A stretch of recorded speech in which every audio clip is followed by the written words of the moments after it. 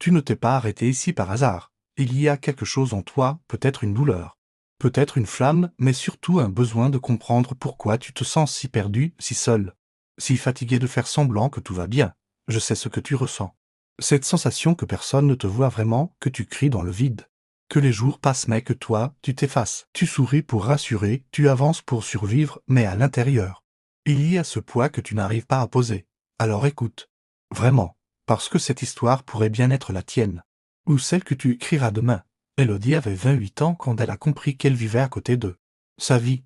Elle avait tout coché, le diplôme, le CDI, le bel appartement en ville. Mais le matin, elle mettait son réveil plus tôt, pas pour méditer ou lire, non. Juste pour avoir le temps de pleurer avant de s'habiller. Elle cachait sa tristesse sous du fond de teint. Ses insomnies sous des sourires polis. Elle vivait dans un monde où l'on valorise la performance. Pas leur authenticité. Et à force de jouer un rôle, elle ne savait plus qui elle était vraiment. Un soir d'hiver, elle s'est effondrée sur le quai d'un métro. Au milieu d'inconnus. Pas à cause d'un événement tragique. Non, juste l'accumulation. Les ça va. Alors que rien n'allait, les attentes qu'on pose sur les épaules des gens sensibles. Les jours où elle aurait juste voulu être prise dans les bras sans avoir à expliquer. Elle a tout laissé tomber ce soir-là. Elle est rentrée chez ses parents, elle a coupé les réseaux. Elle s'est offert le droit de ne plus être forte. Elle s'est mise à peindre, sans savoir peindre. Juste pour sortir ce qui l'étouffait, les premières toiles étaient sombres, presque violentes, puis peu à peu.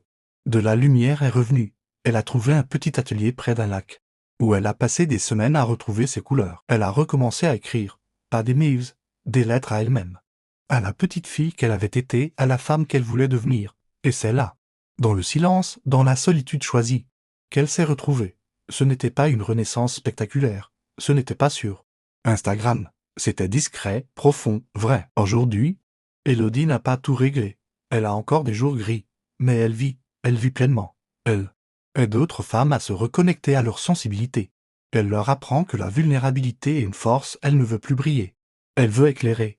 Et toi, là, maintenant, je te parle à toi, tu n'as pas besoin d'attendre l'effondrement pour changer. Tu as ce droit de t'arrêter, de respirer, de te regarder vraiment dans le miroir. Tu n'es pas ce que tu fais, ni ce que tu as vécu. Tu es ce que tu choisis de devenir. Et chaque jour est une chance, même les plus moches, même ceux où tu n'as envie de rien.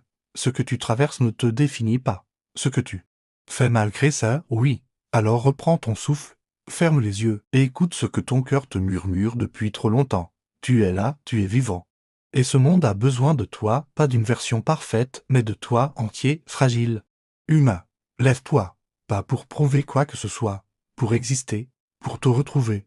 Pour inspirer, peut-être, quelqu'un d'autre à se relever aussi.